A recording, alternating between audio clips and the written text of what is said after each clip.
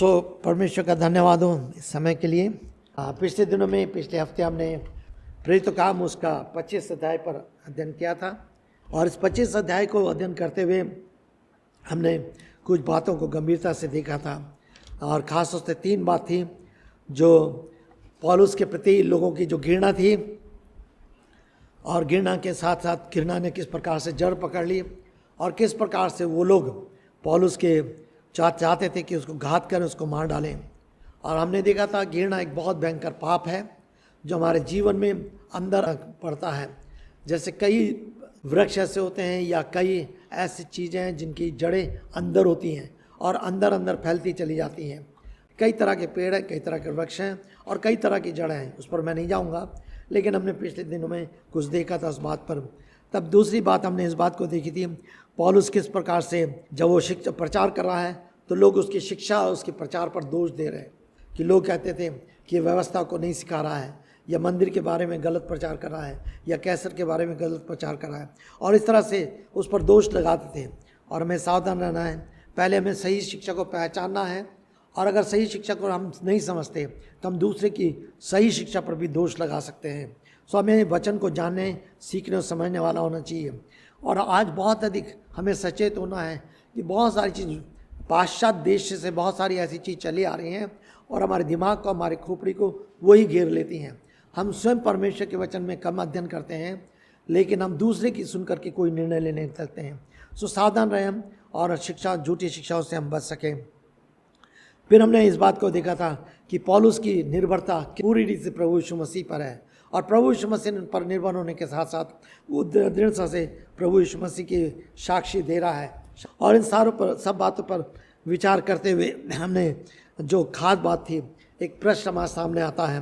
प्रश्न इस गंभीरता से, जिसको हमें गंभीरता से विचार करते उत्तर देना है, क्या आपके जीवन में कोई ऐसा अवसर प्राप्त हुआ है कि औरों को जो आपका विरोध का समय है उसको आप सुसमाचार का समय बना दें, सुसमाचार बांटने का समय बना दें।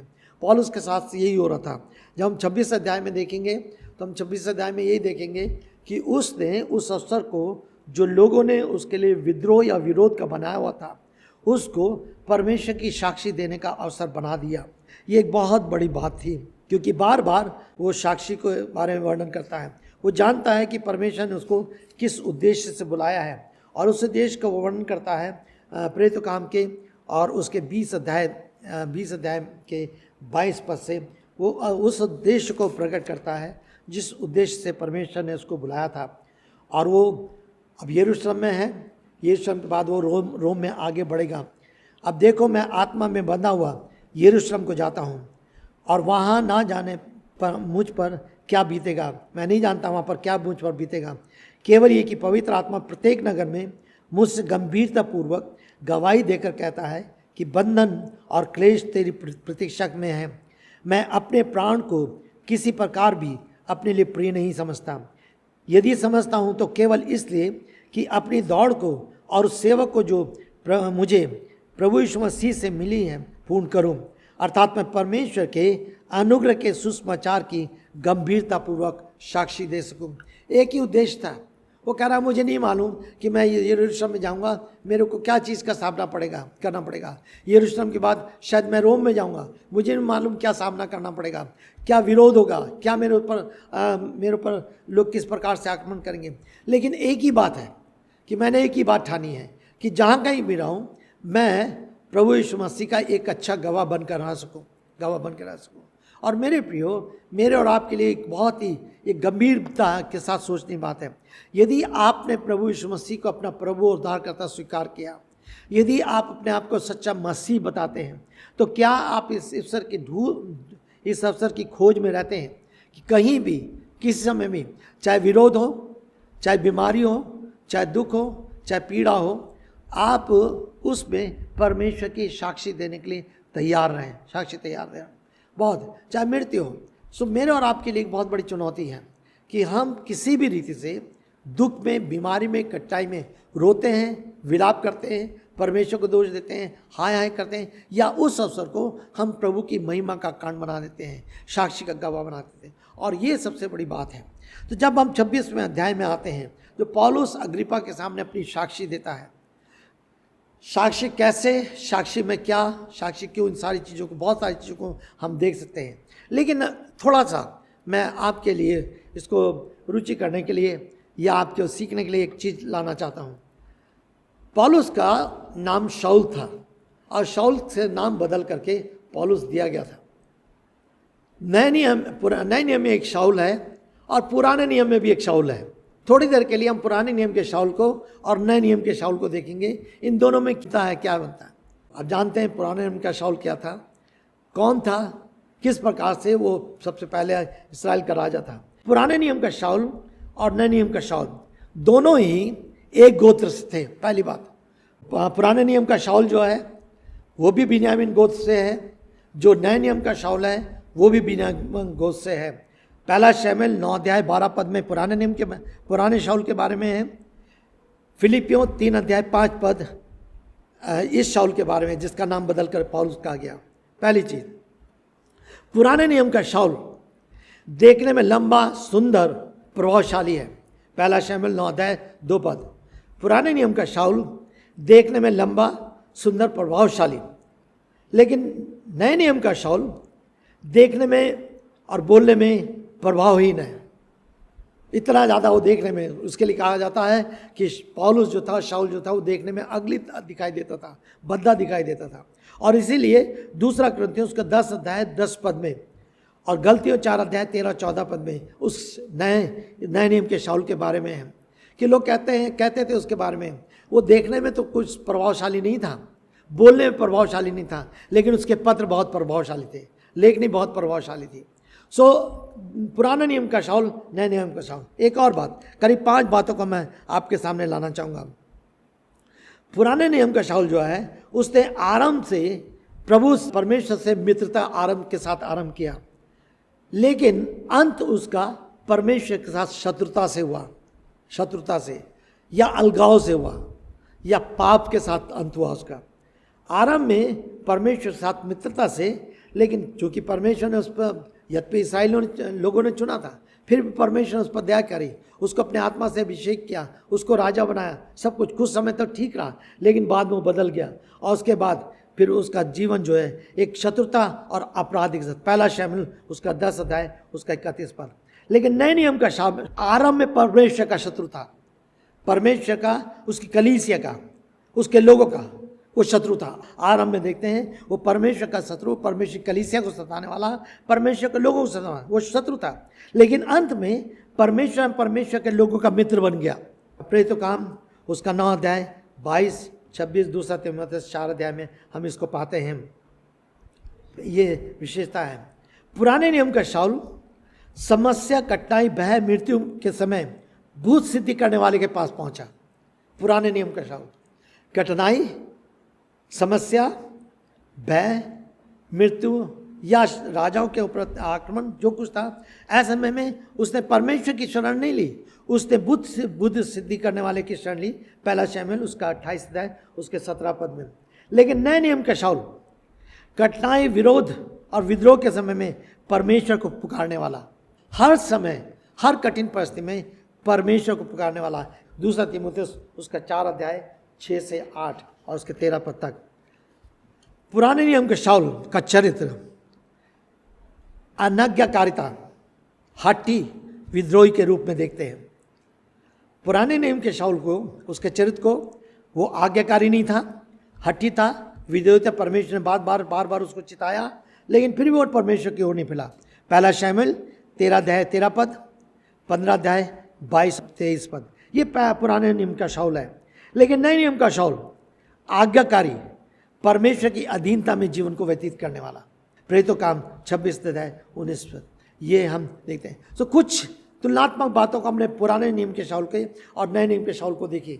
यद्यपि दोनों एक ही गोत्र से हैं, परमेश्वर ने किस रीति से उनको अवसर दिया है, लेकिन एक ने कैसे अवसर को किस रीति तू जाना है, लेकिन दूसरे ने किस प्रकार से उस अवसर को परमेश्वर के लिए और परमेश्वर की महिमा के लिए इस्तेमाल किया है। जब हम आगे 26 अध्याय में पढ़ते हैं, आगे बढ़ते हैं, तो 26 अध्याय को हम 6 बिंदुओं में बांट सकते हैं। अगर शीर्षक हम कहें तो हम इस बात को कह सकते हैं, पौलुस राजा अग्रिप्पा के सामने, पौलुस राजा अग्रिपा के सामने किस प्रकार से अपनी साक्षी देता है। ये 6 में, ये जो एक बाइबल के कमेंट्री के लेखक हैं, उन्होंने इस तरह से इन 6 बिंदुओं को बांटा है, जिसको मैं आपके सामने रख रहा हूँ। पहला, पौलुस द्वारा प्रश्नात्मक टिप्पणी है। दूसरा और तीसरा पद पौलुस अग्रिपा की प्रशंसा करता है। 4 पद से लेकर 8 पद तक यहूदिया में पौलुस का आरंभिक जीवन, जो अपनी साक्षी देता है तो अपने आरंभिक जीवन के बारे में बताता है कि मेरा पहला का जीवन, पुराना जीवन कैसा था। और एक विश्वासी जब खड़ा होकर कहीं साक्षी देता है तो उसको देखना है कि उसका पुराना जीवन कैसा था, उसमें झूठ नहीं होना चाहिए। कई बार जब साक्षी देने लगते हैं तो अपने पुराने जीवन की बातों को बहुत बड़ा चढ़ाकर बोलते हैं। कुछ दुख की बात है, पुराना जीवन चाहे कैसे ही भी था, लेकिन पापी था, निकृष्ट था, परमेश्वर से अलग था, परमेश्वर की शत्रुता में था। और इसलिए बार बार उसको बहुत ही इस तरह से नहीं प्रकट करना चाहिए, प्रदर्शित करना चाहिए कि हम बहुत बड़े 30 मार का थे। और बहुत बार लोग इसी प्रकार की बातचीत करते हैं। हमें साक्षी देना सीखना है, नम्रता से अपने उस पुराने गिरे हुए जीवन को लोगों के सामने नम्रता से रखना है। कई बार कुछ लोग शायद वो काम करा भी नहीं, तब भी अपने आप को दर्शाते हैं कि हम ऐसे करते थे, और इसलिए हमें सावधान रहना है। 9 पद से 11 पद तक तीसरी बात, मसीहत के विरोध एवं विद्रोह में उसका जोश। उस पुराने जीवन के साथ साथ एक और बात थी जिसको हम 9 से 11 पद तक देते हैं, किस प्रकार से वो मसीहत का विरोध कर रहा है, विद्रोह कर रहा है, उसके अंदर जोश भरा हुआ है, अपनी व्यवस्था उसको लेकर के, अपने धर्म को लेकर के, अपने पंथ को लेकर, जिसको पुराने रीति से चल रहा है उसको लेकर के किस प्रकार से उसका जोश भरा हुआ है। वो जोश सही जोश नहीं है, वो जोश गलत जोश है, वो जोश लोगों के हानि पहुंचा रहा है, वो जोश परमेश्वर के विरोध में काम कर रहा है। और कई बार हमारे अंदर जोश ऐसा रहता है, जोश होता है, लेकिन हम समझने नहीं पाते। बहुत बार उस जोश में होकर के हम दूसरों की हानि करते हैं और परमेश्वर के विरोध में काम करते हैं। जोश का होना बहुत ज़रूरी है, लेकिन होश खोना नहीं चाहिए, और उसका नतीजा बाद में दिखाई देता है। लेकिन पौलुस के जीवन में कुछ और हुआ, पौलुस के जीवन में ऐसा था। तब उसके बाद चौथी बात जो हम 12 से 18 पद में पाते हैं, उसके जीवन का परिवर्तन। अब पौलुस के जीवन का कैसे परिवर्तन हुआ और उसको क्या निर्देश दिया गया, क्या कमीशन दिया गया। पौलुस के जीवन में ट्रांसफॉर्मेशन है और उसको कमीशन मिला, किस कमीशन, एक निर्देश का या आदेश का, और वो कैसे पालन करता है हम आगे चल के देखेंगे। 5 बात है 19 पद से लेकर 23 पद तक पौलुस की सेवा, जो एक समर्पण के साथ, जिसमें उसने कठिनाई का सामना करा, विद्रोह था, विरोध था, शत्रुता थी, जीवन परिवर्तन हुआ। अब वो किसके लिए है, यीशु के लिए कैसे जी रहा है। और तब उसके बाद 24 से 29 पद तक छठी बात है पौलुस का वाद विवाद फेस्तुस एवं अग्रिपा के साथ। अब अग्रिपा, राजा अग्रिपा है, फेस्तुस वहाँ पर है जो गवर्नर है, वो किस रीति से वहाँ पर खड़ा के सामने साक्षी दे रहा है। अब तब उसके बाद एक निर्णय है, वो निर्णय ये दोनों साथ मिलकर निर्णय लेते हैं कि इसको कैसर के पास भेजना चाहिए। तो ये 26 अध्याय के इन 32 पदों को हम संक्षिप्त में इस तरह से बांट सकते हैं। कुछ बातों को जल्दी जल्दी हम देखना चाहेंगे, और बहुत अच्छा है परमेश्वर के वचन में जब हम अध्ययन करें। कई बार हम पढ़ जाते हैं लेकिन समझने नहीं पाते, लेकिन हम समझने की कोशिश करेंगे। 26 अध्याय को जब हम आरंभ करते हैं, अग्रिपा पौलुस से कह रहा है, तुझे अपने पक्ष में बोलने की अनुमति है। इस पर पौलुस हाथ बढ़ाकर अपने बचाव में कहने लगा। अब पौलुस बोलता है, 2 पद से लेकर के 4 पद तक क्या पौलुस कह रहा है। इससे पहले कि पौलुस आगे बढ़े, पौलुस पहचानता है ये लोग शासक हैं, ये लोग अधिकारी हैं, किस तरह से इनसे बातचीत करनी है। वो एकदम से अपनी बात नहीं कहता, लेकिन उनका सम्मान करता है, उनकी प्रशंसा करता है, उनका आदर करता है। चाहे वो प्रभु को नहीं जानते, लेकिन वो उस समय उनके शासक ठहराए गए थे।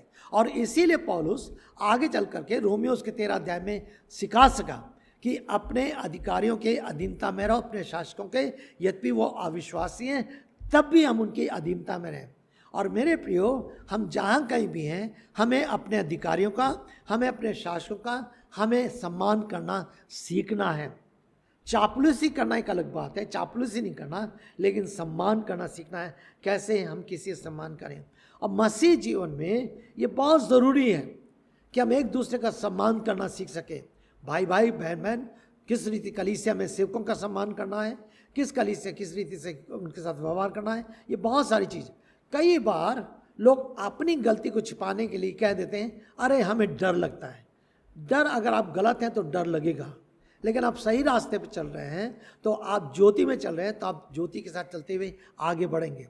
सो इसलिए आपको सीखना है। और ये दाऊद पौलुस यहाँ पर स्पष्ट से इस बात को कहता है। क्या कह रहा है पौलुस? हे राजा अग्रिप्पा, यहूदियों ने मुझ पर कई आरोप लगाए हैं। मैं अपने आप को धन्य समझता हूँ कि आज तेरे सामने अपने बचाव में उन सब का उत्तर देने जा रहा हूँ। मैं अपने आप को धन्य समझता हूँ कि मैं तेरे सामने खड़ा हूँ और तू मेरी बात को सुनने के लिए तैयार है। कितनी अच्छी रीति से पौलुस कह रहा है। ठीक है, पौलुस डर नहीं रहा है। मृत्यु से कभी पौलुस डरा नहीं है। पौलुस अन्याय से डरा है, पौलुस झूठ से डरा है, पौलुस धोखे से डरा है, पौलुस पाप से डरा है, लेकिन पौलुस कभी भी मनुष्य से नहीं डरा। और हमें मनुष्य का सम्मान करते हुए निर्भयता का जीवन व्यतीत करना चाहिए। इसका मतलब ही नहीं कि मुझे डर नहीं, मैं जिससे जाऊँ जो कुछ नहीं। पौलुस ऐसे नहीं कर रहा है। वो डरता नहीं है, लेकिन सम्मान के साथ उनसे बात कर रहा है, किस तरह से उनके साथ व्यवहार कर रहा है। वो कह रहा है ये मैं अपने आप को धन्य समझ रहा हूँ कि आज मुझे तेरे सामने खड़े होकर उत्तर देने को मौका मिल रहा है, विशेषकर इसलिए कि तू यहूदियों के सब प्रथाओं और विवादों से परिचित है। ये जो अग्रिप्पा था, अग्रिप्पा जानता था क्योंकि यरूशलेम में से होकर आया था। उसने यहूदियों को सारी रीति विधियों को जाना था। और इसकी पत्नी जो थी, जिसको हम पहले देख चुके थे, जिसको अपने पास साथ रखा था, उसने यहूदी पृष्ठभूमि से थी। और इसलिए उसने उस यहूदी पृष्ठभूमि की सारी रीति विधियों को, सारे तौर तरीकों को सीखा था, जाना था, वो जानता था। और इसलिए वो कहता है कि तू यहूदियों की सब प्रथाओं और विवादों से परिचित है, अतः मैं विनती करता हूं कि धीरज से मेरी सुन। क्या कह रहा है? मैं विनती कर रहा हूं कि धीरज से आप मेरी सुन लीजिए। वो सम्मान के साथ बात कर रहा है। वो यहाँ पर अपने जोश में होश नहीं खो रहा है। मैं डरता नहीं इसलिए चाहे जो मैं बोलूँगा, नहीं नहीं नहीं नहीं, ऐसी बात नहीं है। मैं समझ के साथ, सम्मान के साथ, सही तरीके से अपनी बात को रखने के लिए तैयार हूँ।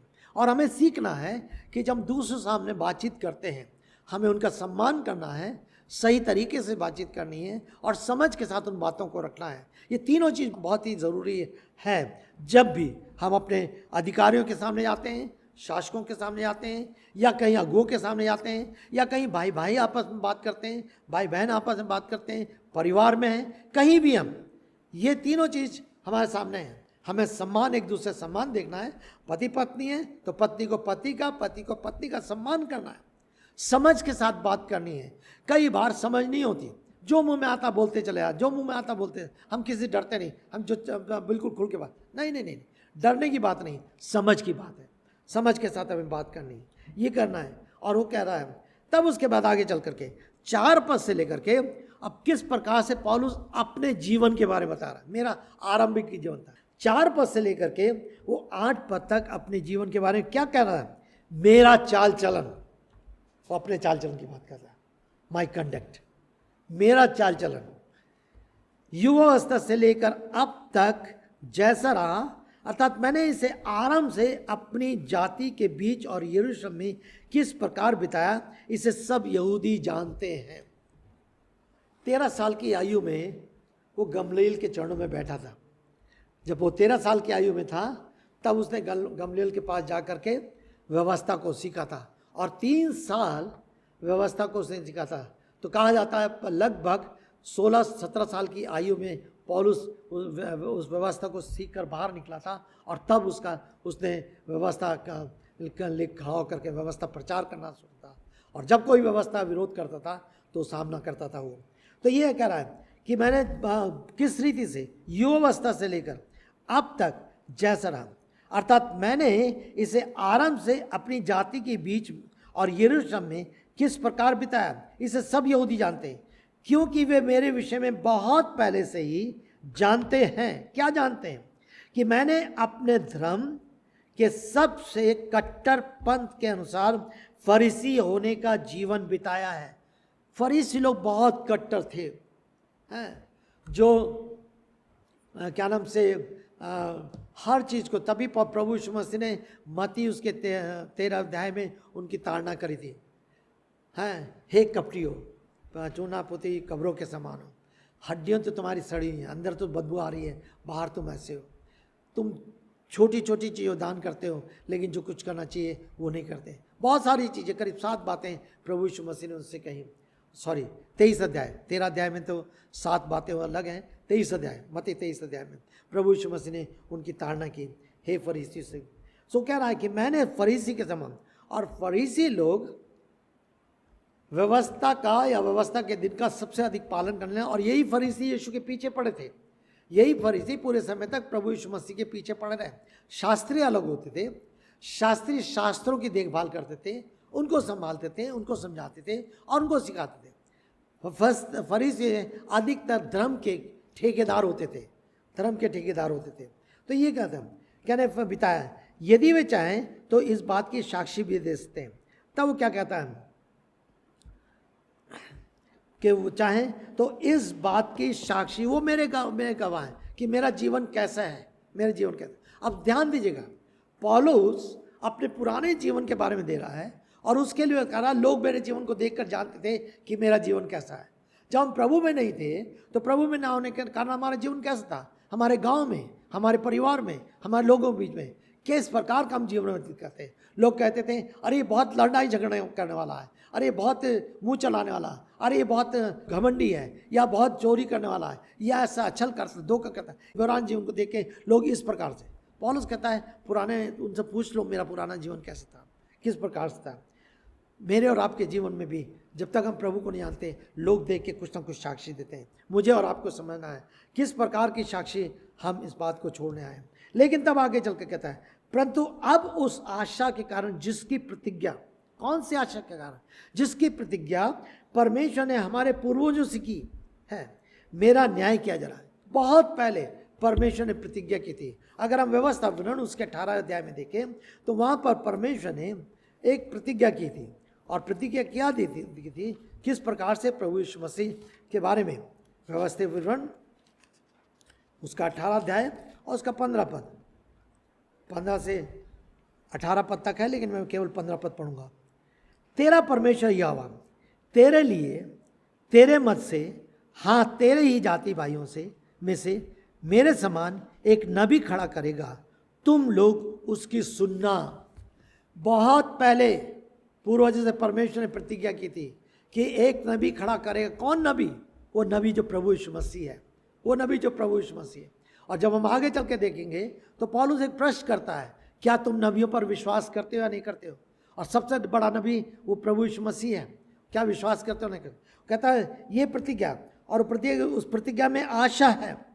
कह रहा है हमारे 12 गोत्र इस प्रतिज्ञा का फल प्राप्त करने की आशा में उत्साहपूर्वक रात दिन परमेश्वर की सेवा करते, और हे राजन, इसी आशा के विषय में यहूदी मुझ पर दोष लगाते हैं। मैं भी तो यही बात कर रहा हूँ, मैं कौन सी गलत बात कर रहा हूँ? मैं तो यही बात कर रहा हूँ, भैया परमेश्वर ने बहुत पहले प्रतिज्ञा की थी, ये प्रतिज्ञा की थी कि एक नबी आएगा, एक नबी आएगा। मैं भी तो उसी नबी की बात कर रहा हूँ, वो नबी प्रभु यीशु मसीह है। क्या तुम उस नबी को मानते हो नहीं मानते हो? मैं कौन सी गलत बात कर रहा हूँ? मैं वही बात कर रहा हूँ जो व्यवस्था में लिखा है। और ये इसमें एक आशा पाई जाती है। आशा कैसी आशा? जो पुनरुत्थान के बाद आशा है।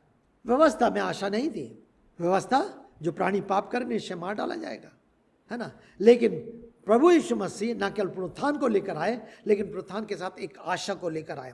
और तब वो यहाँ इस बात को कहता है, वो प्रतिज्ञा, और वो कह रहा है उसी का मैं उत्साहपूर्वक रात दिन परमेश्वर की सेवा करते हुए, प्रतिज्ञा का फल प्राप्त करने की आशा में, पहली चीज उत्साहपूर्वक रात दिन परमेश्वर की सेवा करते हैं, क्योंकि हमारे पास एक आशा है, और आशा पुनरुत्थान की निश्चितता को में है जो दृढ़ करती है। प्रभु यीशु मरा, गाड़ा गया, तीसरे दिन जी उठा, और पुनः इस पृथ्वी पर वो जी उठा, और फिर से वो आएगा। ये हमारी विश्वास की दृढ़ता की आशा है, ये हमारी आशा है। और मेरे प्रियो, सच में हम इसी आशा में जीवन व्यतीत करते हैं। यही सुसमाचार है। परमेश्वर का धन्यवाद हो, इस सुसमाचार में मैंने और आपने विश्वास किया। एक दिन तो हम पाप में थे, मर रहे थे, परमेश्वर के शत्रु थे, अधर्मी थे, परमेश्वर से दूर थे। जैसे रोमियो उसके 5वें अध्याय में वर्णन है कि बार बार रोमियो 5 अध्याय में लिखा है कि हम उसके शत्रु थे, उसके बैरी थे, उससे दूर थे, उसके अलग थे, अब पाप पे मरे थे, सब कुछ था। ये मृत्यु हमारे ऊपर आ चुकी थी, लेकिन परमेश्वर ने पहले होकर हमसे प्रेम किया। हमारे इस मनुष्य को, प्रभु यीशु मसीह को मनुष्य के रूप में संसार में भेज दिया। वो मारा गया, गाड़ा गया, तीसरे दिन जी उठा, ताकि जो कोई उस पर विश्वास करे वो नाश ना परंतु न जीवन पाए। मेरे प्रियो, मैंने और आपने उस पर विश्वास किया और विश्वास करने द्वारा उसने हमें जीवन दिया। यदि आज भी कोई है जिसने यीशु मसीह पर विश्वास नहीं किया, मेरे प्रियो, केवल आप चर्च जाते हैं, बाइबल पढ़ते हैं, दुआ करते हैं, सब कुछ करते हैं, लेकिन अपने पापों से पश्चाताप करके आपने यीशु मसीह को अपने उद्धारकर्ता के रूप में स्वीकार नहीं किया, आपको नए जन्म की आशा नहीं है, निश्चयता नहीं है, तो आपके लिए अवसर है कि आप इस बीमारी के दिनों में घबराए ना, परेशान ना हो, लेकिन इस मृत्यु के चारों अंधकार में भी प्रभु आपको एक आशा दे सकता है, जो आशा पुनरुत्थान की आशा है।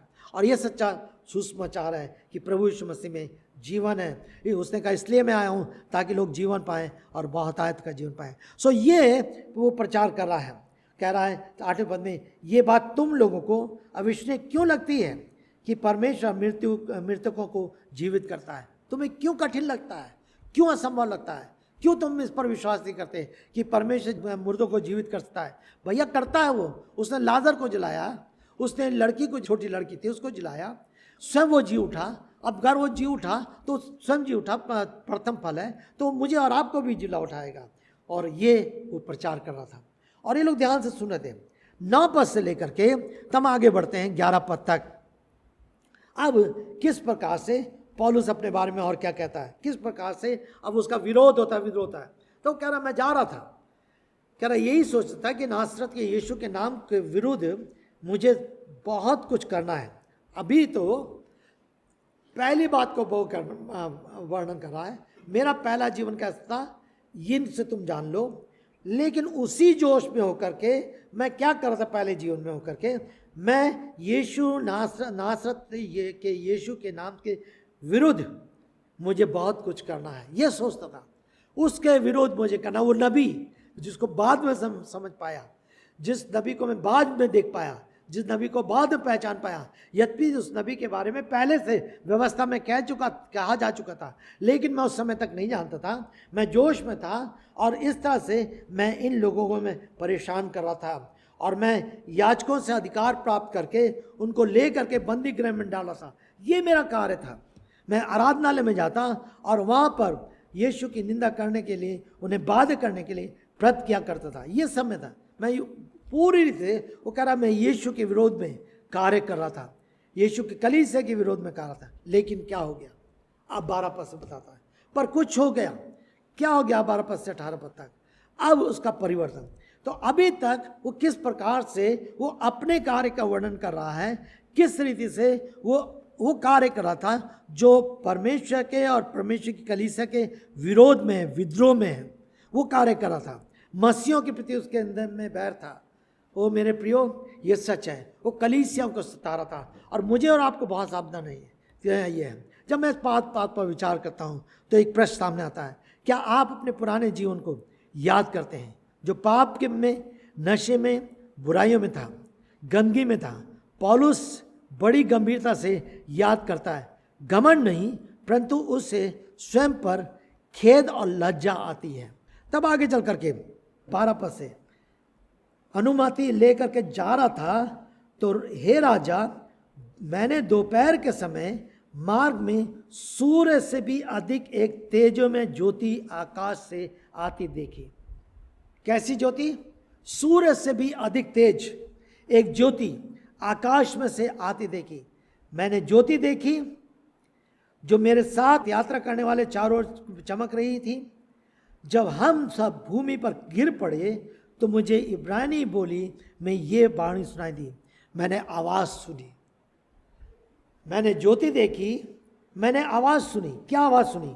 शाऊल शाऊल तू मुझे क्यों सताता है? मेरे प्रियो, लिखा हुआ है, अंकुश की नोक पर लात मारना तेरे लिए कठिन है। अंकुश जो जब महावत लोग हाथी को लेकर चलते हैं और उनके सामने हाथ में एक लोहे का बहुत बड़ा वो बना रहता है, और उसका जो पॉइंट होता है आगे सामने होता बहुत नुकीला होता है, और उस हाथी को आगे बढ़ाने के लिए उसको भोंकते हैं। यद्यपि हाथी की खाल जो होती है बहुत मोटी होती है, फिर भी जब उसको भोंकते हैं उसको दर्द होता है, और तब हाथी और तेज चलता है। लेकिन वो बहुत पॉइंटेड होता है, बहुत नुकीला होता है। और वो कह रहा है इस पर अगर अर्थात मतलब उस पर किसी का भी हाथ लग जाए, पाँव लग जाए, तो उसको नुकसान होगा, छेद होगा, हानि होगी। और उसी का उदाहरण परमेश्वर दे रहा है। अंकुश पर लात मारना देख तेरे लिए क्या है। कैसे कह रहा है? मैंने कहा प्रभु तू कौन है? प्रभु ने कहा मैं यीशु हूँ जिसे तू सता रहा है। मेरे प्रियो, जब तक आप प्रभु को नहीं जानते थे, आपका जीवन कैसा था? क्या आपने प्रभु की आवाज़ को सुना था कभी? क्या कभी से आपसे प्रभु से बातचीत हुई? आप शायद परमेश्वर के वचन में को लेकर बैठे थे, आप प्रार्थना करते, वचन आपसे बात ही करी और आपने प्रभु से कुछ बातचीत करी। या कोई प्रचार कर रहा था, उसके वचन को आपके कान में पड़े और आपने उस आवाज़ को सुना। विश्वास सुनने से और सुनना मसीह के वचन से होता है। ठीक है, उस टाइम बीमारी में आपके लिए प्रार्थना कर ली गई, आप चंगे हो गए। या आपके टाइम नौकरी नहीं थी, आप प्रार्थना की, नौकरी मिल गई। ये सब कुछ तो हुआ, लेकिन क्या आपने प्रभु की वाणी को सुना? वो वाणी जो मन को परिवर्तित करती है, वो वाणी जो हृदय को परिवर्तित करती है, मस्तिष्क को परिवर्तित करती है, इच्छाओं को परिवर्तित करती है। यीशु की वाणी को कानों में पढ़ना बहुत जरूरी है। आज भी जब आप संडे को बैठ करके या बुधवार को बैठ करके अपने घरों में परमेश्वर के वचन को सुनते हैं, जब ये व्यक्तिगत रीति से परमेश्वर के वचन को पढ़ते हैं, क्या परमेश्वर की वाणी आपसे बातचीत करती है? क्या वो आपके कानों में आती है? अगर वो आती है तो आप क्या रिस्पॉन्स करते हैं? यदि आप सचमुच सच्चा रिस्पॉन्स करेंगे तो आपका प्रत्युत्तर सही होगा और आप आगे बढ़ेंगे। यदि आप उसको सुनकर आप टाल देंगे तो आप वहीं के वहीं रहेंगे, आगे नहीं बढ़ने पाएंगे। पौलुस ने उस वाणी को सुना, ना केवल वाणी को सुना लेकिन उसकी प्रत्युत्तर था। उसने कहा तू कौन है, मुझे बता। और तब उसने कहा तू कौन है? उसने कहा मैं यीशु हूँ। प्रभु ने कहा मैं यीशु हूँ जिससे तू सता रहा है। क्या पौलुस यीशु को सता रहा था? पौलुस तो यीशु की कलीसिया को सता रहा था। पौलुस यीशु के विश्वासी को सता था। मेरे प्रिय, इस बात को ध्यान रखिए, ये बाइबल का प्रिंसिपल है। जब भी विश्वासियों को लोग सताते हैं, प्रभु उनके साथ अपने समय में अपने तरीके से व्यवहार करता है। और इसलिए जब आप सताए जाएं प्रभु के सुसमाचार के लिए, आप चिंतित और परेशान ना हो। जब लोग कलीसिया को जाड़ते हैं किसी प्रकार से, किसी भी रीति से, झूठ से, छल से, बहका कर किसी भी कलीसिया की हानि करते हैं, वो परमेश्वर की हानि करते हैं। और परमेश्वर अपने समय पर उनसे व्यवहार करता है। कभी भी किसी भी कलीसिया की छल करके, धोखा करके हानि मत करिए। ये बहुत बड़ा पाप है, वो अपराध है जो मनुष्य नहीं समझता, लेकिन परमेश्वर जानता है। और परमेश्वर का मैं अपने जीवन में देखता हूँ इस बात। मैंने देखा, मैं पहले कि जिस कलीसिया में था, बहुत सारी समस्याएं, मैं चुपचाप से उस कलीसिया से हट गया। मैंने कुछ उस कलीसिया की हानि नहीं करी, ठाना था मैंने, क्योंकि परमेश्वर के वचन को मैं जानता था, परमेश्वर के वचन को मैं समझा था। बहुत सारे ऐसे अनुभव आए, लेकिन मैंने हमेशा इस बात में ध्यान रहा, किसी भी रीति से मेरे जीवन के द्वारा परमेश्वर की कलीसिया को हानि नहीं पहुँचती। और मेरे प्रियो, मुझे और आपको सचेत होना जहाँ कहीं भी हमें, यदि हम अपने जीवन के द्वारा, अपनी बात की चीज़ के द्वारा, अपनी चतुराई के द्वारा, अपने किसी भी तरीके से किसी भी कलीसिया की हानि पहुंचा रहे हैं, वह हम परमेश्वर से बैर कर रहे हैं और परमेश्वर ज़रूर उसका न्याय करेगा। और यहाँ पर परमेश्वर कहता है तू मुझे सता रहा है, हम यीशु को सताते हैं। तब आगे चल के कहता है, अब 16 पद से देखिए क्या परमेश्वर उसको निर्देश दे रहा है। अब पौलुस को प्रभु यीशु द्वारा उसके बचाने का उद्देश्य बता रहा है। मैंने क्यों तुझे बचाया है, क्यों तुझे मैं इस अपने झुंड में शामिल कर रहा हूँ। कुछ बातें हैं 16 पद में, अब उठ और अपने पैरों पर खड़ा हो। मैंने इस अभिप्राय से तुझे दर्शन दिया कि तुझे सेवक ठहराऊं। मेरे प्रिय, परमेश्वर दर्शन देता है। दर्शन हम ऊपर एक दर्शन कई तरीके से होते हैं। दर्शन प्रभु अपने वचन से देता है, दर्शन एक बोझ से सेवा का देता है, लेकिन कई बार दर्शन स्वप्नों में भी देता है। कई तरह से परमेश्वर के देश तरीके हैं दर्शन देने के। मैं अपने जीवन को देखता हूँ कि परमेश्वर सेवा में आने समय में किस प्रकार से अलग अलग तरीके से परमेश्वर ने दर्शन दिया। एक दर्शन था शुरू से कि हम जवानों को अपने साथ रखें और उनको प्रभु में आगे बढ़ाएं। और बहुत समय बाद प्रभु ने उसको ऐसा नहीं दिया, उसके लिए हम प्रार्थना करते रहे। पर प्रभु का धन्यवाद हो, प्रभु ने कई तरह से हमें ले गया और उसका परिणाम यह है कि 12 वंकी से लेकर यहाँ तक कितने जवान हैं जो प्रभु के लिए जीते गए, बचाए गए और आगे बढ़ाए गए। प्रभु सचमुच में जब हमें दर्शन देता है तो प्रभु हमें तैयार भी करता है। 17वें पद में कहता है, क्या दर्शन? मैंने तुझे तेरे लोगों से और गैर यहूदी से भी जिनके पास तुझे भेज रहा हूँ छुड़ाता रहूँगा। मैं तुझे क्या करूँगा? तू उनके पास जाएगा, सुसमाचार लेकर जाएगा, प्रचार करेगा, तो वो तेरा विरोध करेंगे, तेरे शत्रुता करेंगे, तेरी हानि करेंगे, चाहे यहूदी हों तेरे लोग, चाहे गैर यहूदी अन्य जाति हों, लेकिन मैं तुझे उनसे बचाता रहूँगा। मैं तेरी रक्षा करूँगा, तेरी मैं सुरक्षा करूँगा, मैं तुझे प्रोटेक्ट करूँगा। और ये सच है। परमेश्वर पौलुस को एक प्रोत्साहन दे रहा है, एक प्रतिज्ञा दे रहा है। मैंने तुझे दर्शन दिया है, मैंने तुझे सेवा के लिए बुलाया है, मैंने इसलिए बुलाया, और मैं उन लोगों से मैं तुझे बचाता रहूँगा। अब क्या काम था? 18 पद में, तू उनकी आंखें खोले। किनके? जिससे कि वे अंधकार से ज्योति की ओर तथा शैतान के राज से परमेश्वर की ओर फिरे। ये कार्य पौलुस को दिया गया था। मेरे प्रियो, जो हम परमेश्वर के वचन में और मसीह इतिहास में जाते हैं, इन सब शिष्यों के बाद जब 12 शिष्य में से एक थोमा भारत में आया, और जब थोमा भारत में आया और साउथ में जाकर के उसने केरला में जाकर के सुसमाचार का प्रचार करना आरंभ किया। वो वहाँ की भाषा को नहीं जानता था, और उसने वहाँ पर कुछ ब्राह्मणों को एक नदी में जाकर सुबह सुबह स्नान करते देखा।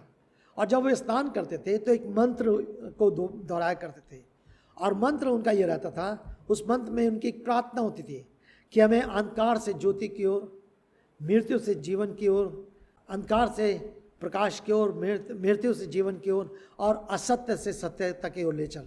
ये उनका श्लोक रहता था।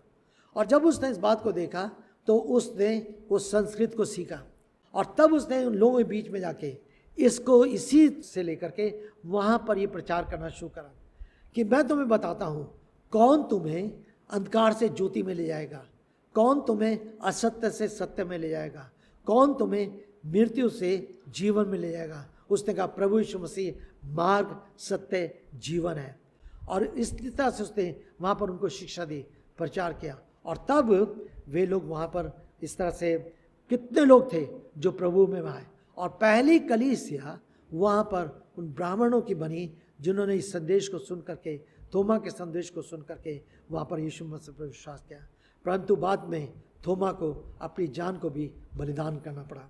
तब आगे चल के कहता है, ज्योति की ओर शैतान के रास्ते फिरे, जिससे कि पापों की क्षमा और उन लोगों के साथ उत्तराधिकारी को प्राप्त करे। वो पापों की क्षमा को प्राप्त कर सके, वो उत्तराधिकार को प्राप्त कर सकें जो मुझ पर विश्वास करने द्वारा पवित्र हुए, जो जिन्होंने यीशु मसीह पर विश्वास किया और यीशु मसीह पर विश्वास करने द्वारा जिनको मिला है। वो इस बात को बड़ी दृढ़ता के साथ इस बात कहता है।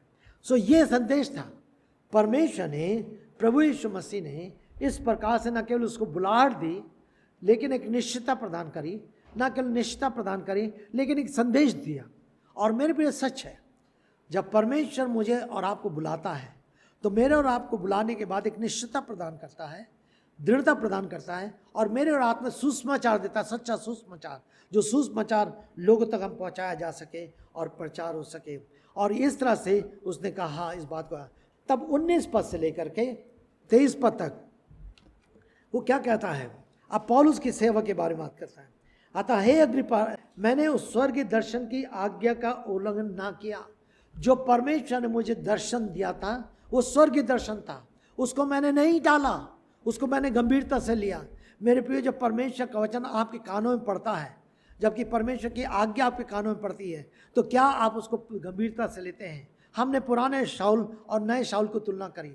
पुराने शाऊल में यही था कि उसने परमेश्वर की आज्ञा को, परमेश्वर के निर्देशों को गंभीरता से नहीं लिया, उनका पालन नहीं किया, उसके अंदर आज्ञाकारिता नहीं थी। लेकिन इस शाऊल में, जो नए नियम का शाऊल है, उसके अंदर आज्ञाकारिता थी। उसने अपने जीवन को भी चिंता ना करके परमेश्वर के वचन का पालन करने के लिए वो आगे बढ़ा। और ये था, कहता है, कह रहा है मैंने उसका उल्लंघन किया, परंतु पहले दमिश्क को, फिर यरूशलेम को, फिर यहूदियों को, सारे प्रदेश में रहने वालों को, यहाँ तक गैर यहूदियों को यही प्रचार करता रहा। वो क्या प्रचार कर रहा था? पश्चाताप करके परमेश्वर की ओर फिरें और मन फिराव के योग काम करें। मेरे प्रिय, ये वचन है, पश्चाताप करके। अगर मत्ती उसके 2 अध्याय में जाएंगे तो यूहन्ना जो बपतिस्मा देने वाला था, उसने भी यही प्रचार किया, पश्चाताप करो, मन फिराओ और उसके योग्य फल लाओ। यही प्रचार। जब हम आगे बढ़ेंगे मत्ती 4 अध्याय उसके 17 पद में, तब देखेंगे प्रभु यीशु मसीह ने भी यही प्रचार किया कि मन फिराओ, उसके योग्य कार्य करो। जब आप मरकुस 1 में जाएंगे 15 में, वहाँ पर भी यही प्रचार देते हैं कि मन फिराने, सुसमाचार पर विश्वास करो।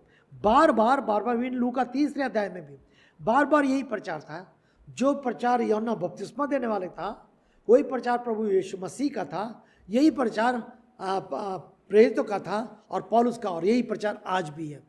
और ये प्रचार किए कि पश्चाताप करो, मन फिराओ, लौट आओ, प्रभु यीशु मसीह पर विश्वास करो, तब तुम उद्धार पाओगे। उस पर विश्वास करो, मन फिराओ और उसके योग्य काम करो, उसके योग्य फल लाओ। विश्वास करने के बाद, उद्धार प्राप्त करने के बाद हमारे काम फर्क हो जाते हैं, हमारा जीवन फलदायक हो जाता है। वो फल जो आत्मा के फल है, जो दूसरे के द्वारा। और मैं हमेशा कहता हूँ कि जब किसी पेड़ में फल लगते हैं तो वो पेड़ स्वयं नहीं खाता, बल्कि उस फल से दूसरे लोग तृप्त होते हैं। तो मेरे और आपके जीवन के फल दूसरों को संतुष्टि प्रदान करना चाहिए, दूसरे को शांति प्रदान करना चाहिए, दूसरे को भरपूर करना चाहिए। क्या मेरे और आपके जीवन फल है? आप क्या इस बात को ध्यान रखते हैं कि आपने सच्चा पश्चाताप किया है? कब था आपने सच्चा पश्चाताप किया? अगर आपने सच्चा पश्चाताप किया तो आज आपके काम कैसे हैं? आपके काम कैसे हैं? आपकी क्रियाएं कैसे हैं? आपके ऑफिस में, आपके स्कूल में, आपके कॉलेजेस में, आपके मित्रों के बीच में, आपके सहकर्मियों के बीच में, आपकी कलीसिया में आपके काम क्या है? आपके परिवार में पत्नी आपकी किस तरह से काम को देखती है, पति आपकी किस प्रकार से काम को देखता है, वो काम का फल, किस प्रकार के फल आपके जीवन में उत्पन्न हो रहे हैं? क्या वो फल आपकी कलीसिया के विश्वासी भाई बहन को फलवंत कर रहे हैं, या फिर आप अपने अपने में जीवन? कितने लोग जो मसीह लोग हैं केवल चर्च आते हैं, संडे को आते हैं, उसके बाद टाटा बाय बाय करके चले जाते हैं, उसके बाद पूरे हफ्ते उनको किसी से मतलब नहीं आता। यहाँ तक कि इस कोरोना के समय में एक दूसरे से फ़ोन करके भी हाल चाल नहीं लेते। ये वो अपेक्षा करते हैं कि सब हमेशा पास्टरी का काम है, पास्टर ही फ़ोन करेगा, वही हाल चाल लेगा। अभी पिछले दिनों में एक बहन ने फ़ोन किया, हम लोग बातचीत करते, आंटी ने फ़ोन किया, जब हम बात करते तो हमने उस बहन से कहा कि आप भी कभी कभी फ़ोन कर लिया करिए, हम लोगों के हाल चाल ले लेके। तब उस बहन ने कहा हाँ ज़रूर हम ऐसा करेंगे। और ये अच्छा है कि हम एक दूसरे के बारे में सोचें, एक दूसरे की प्रार्थना करें, एक दूसरे का हाल चाल लें। मेरे प्रिय, हमारे जीवन के फल एक दूसरे को आशीष करने देने वाले, शांति देने वाले, उत्साहित करने वाले होने चाहिए। तो कहता है मन फिरा के योग कार्य करो। ये उसका प्रचार था, ये उसकी सेवा थी। परमेश्वर ने उसको बार बार कहा, और ये सच है, पौलुस परमेश्वर की सहायता से साक्षी दे रहा था। तब आगे चल करके ये 24 पद से लेकर के 25 पद तक अब पौलुस कुछ वाद विवाद में क्या कहता है। अब लोग उससे कुछ कह रहे हैं। जब पौलुस अपने बचाव में इस प्रकार कह रहा था तो फेस्तुस ने उच्च स्वर से कहा, पौलुस तू पागल है। पौलुस अपनी गवाही दे रहा है, पौलुस परमेश्वर के कार्य के बारे में बता रहा है जो परमेश्वर उसके जीवन में किए हैं। पौलुस दर्शन के बारे में बता रहा है जो दर्शन परमेश्वर ने उसको दिया है। पौलुस बात की साक्षी दे रहा है जो परमेश्वर ने उसके लिए किया है। लेकिन ये क्या है, ये लोग नहीं जानते, और ये लोग क्या कह रहे हैं, तो पागल है। मेरे पे कई बार ऐसा ही होता है। कई बार लोग हमें, जब मैं एचएल छोड़ रहा था, मेरे घर के लोगों ने कहा ये तो पागल हो गया, सड़क पर खंजड़ी बजाया करेगा। एचएल अच्छी खासी नौकरी है, उसको छोड़ रहा है, सड़क पर खंजड़ी बजाया करेगा। मेरे प्रिय, परमेश्वर का धन्यवाद हो, परमेश्वर ने आज तक जिससे संभाला है। हम सच में यीशु मसीह के लिए पागल हैं, हम यीशु मसीह के लिए पागल हैं। लोग अगर हमें पागल समझते तो बहुत अच्छी बात है। हम अपने प्रभु के लिए पागल हैं, क्योंकि उसने जो कार्य हमारे जीवन में किया है, जो उद्धार का कार्य किया है, हम उसकी कीमत किसी तरह नहीं छुड़ा सकते। और इसलिए हमें दीवाना और पागल बनकर यीशु मसीह के साथ रहना है, चलना है और आगे बढ़ना है। तो कहता है, तेरी अधिक विद्या ने तुझे पागल बना। जानते थे कि पौलुस ने किस रीति से व्यवस्था को सीखा है, गमलीएल के चरणों में रहा है। वो जानते थे पौलुस किस प्रकार से उस समिति का, जो समय कैबिनेट है, उस कैबिनेट का मेंबर बना हुआ है। उसके पास बहुत ज़्यादा ज्ञान था, सब कुछ था। तो उस तुझको ऐसा कर दिया।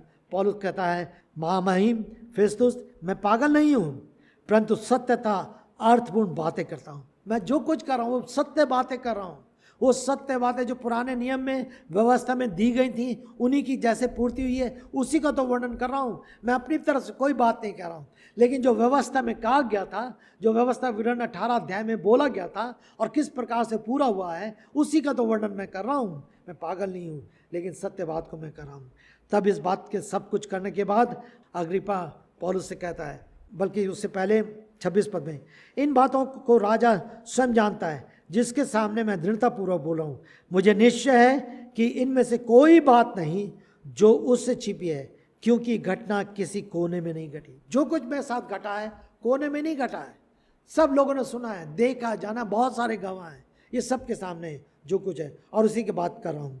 तब राजा से कहता है, हे राजा अग्रिप्पा, क्या तू नबियों का विश्वास करता है? क्या तू विश्वास करता है कि नबी हैं? क्या तू विश्वास करता है नबियों ने नबूवत करी है? क्या तू विश्वास करता है नबियों ने कुछ कहा है? ओ मूसा नबी, सबसे बड़ा नबी जो यीशु मसीह के बाद माना जाता था, क्या उसके बारे में तू विश्वास करता है? उसी ने तो कहा था ये जो मैं कह रहा हूँ, क्या तू उस पर विश्वास करता है? मैं जानता हूँ कि तू विश्वास करता है, क्योंकि अग्रिप्पा और ये सब नबियों का के बारे में मना नहीं कर सकते थे। अगर वो नबियों के कहते हैं हम विश्वास नहीं करते हैं तो यहूदी लोग नाराज होते, क्योंकि यहूदी लोग नबियों पर विश्वास करते थे, उन नबियों की बातों को नहीं टालते थे और उनके लिए नबी सब कुछ माने जाते थे। और ठीक इसी रीति से, और अगर अग्रिप्पा किसी तरह से कहता कि मैं विश्वास नहीं करता हूँ तो वो यहूदी लोगों को अप्रसन्न करता और वो यहूदी लोग उसका विरोध करते। और अग्रिप्पा तो जानता भी था, क्योंकि सब कुछ उसने व्यवस्था के बारे में सुना सीखा था, और इसलिए कहता है कि मैं जानता हूँ कि तू विश्वास करता है। तब 28 पद में अग्रिप्पा ने पौलुस को उत्तर दिया, तू मुझे थोड़े ही समय में मसीह बनाने को फुसला रहा है। अरे इन सारी बातों द्वारा तू चाहता है कि मैं भी मसीह बन जाऊं? पौलुस की साक्षी के देने द्वारा वो कह रहा है, तू अपनी गवाही को देने द्वारा, अपने बारे में बताने द्वारा कि परमेश्वर ने तेरे साथ ऐसा किया, तू चाहता है मैं भी विश्वास बन जाऊं। पौलुस का उत्तर, परमेश्वर करे चाहे थोड़े अथवा अधिक समय में, ना केवल तू परंतु ये सब जो भी आज मेरी सुन रहे हैं मेरे समान हो जाएं, सिवाय इन बेड़ियों के। ये बेड़ियाँ जो हैं, इन बेड़ियों से को छोड़ करके, मतलब मेरे विश्वास, जो मैंने विश्वास किया है उस विश्वास को ही ले ले। ओ पिता, परमेश्वर के वचन में इसी लिखा है, परमेश्वर नहीं चाहता किसी भी पापी की मृत्यु हो। किसी भी, पहला तीमुथियुस उसका 2 अध्याय उसके 3, 4, 5वें पद में स्पष्ट रूप से पाते हैं, परमेश्वर नहीं चाहता कि कोई भी प्राणी नाश हो। पहला तीमुथियुस 2 अध्याय 3 से 5 पद, कोई प्राणी, परंतु हर एक को मन फिराव का अवसर मिले। परमेश्वर ने जगत से ऐसा प्रेम किया कि उसने अपना एक लौता पुत्र दे दिया, ताकि जो कोई विश्वास करे वो नाश ना हो। उसने जगत से प्रेम किया, मुझसे और आपसे प्रेम किया। उसकी दृष्टि में ना कोई जाति है, ना कुल है, ना भाषा है, ना देश है, ना विदेश है, मनुष्य मनुष्य है, और वो नहीं चाहता कि कोई भी मनुष्य नाश हो। और यही पौलुस कह रहा है। पौलुस कह रहा है, अग्रिप्पा केवल तू नहीं, लेकिन जितने भी इस बात को सुन रहे हैं, मैं चाहता हूँ सब मेरे समान, अर्थात उस जीवन को प्राप्त कर लें जिस जीवन को मैंने पाया है, उस उद्धार को प्राप्त कर लें जिस उद्धार को मैंने पाया है, उस यीशु को जान लें जिस यीशु को मैंने जाना है, जो यीशु एकमात्र उद्धार करता है, जो मारा गया, गाड़ा गया, तीसरे दिन जूटा, फिर से आएगा, और ताकि हम और उसके साथ अनंत काल तक उसके साथ जाएं और राज करें। उस पर विश्वास कर लें, मेरी तो इच्छा है। ये पौलुस की धारणा थी, ये पौलुस का समर्पण था, ये पौलुस की सेवा थी, ये पौलुस की इच्छा थी। मेरे प्रियो, आज का मेरे आपके हृदय में इच्छा है कि किसी ना किसी रीति कोई ना कोई व्यक्ति बचाया जाए, कोई ना कोई प्रभु के पास आए, कोई ना कोई। अगर ये इच्छा हो जाए और उस इच्छा से मैं और आप जीने लगें, तो आज कलीसियाओं में जगह ना हो, लोग परमेश्वर के भवन में दौड़ के चले आए। मेरे प्रियो, हमें प्रार्थना करना चाहिए कि आपके साथ संपर्क में ऐसे लोग आ सकें जिनको आप साक्षी दे सकें। आपको परिश्रम करना चाहिए, प्रयास करना चाहिए कि आप उनको सुसमाचार बांटें, और उस सुसमाचार सुन के कलीसिया में वो आ सकें और परमेश्वर के वचन को सुन करके जीते जाएं और परमेश्वर के राज के वारिस हो जाएं।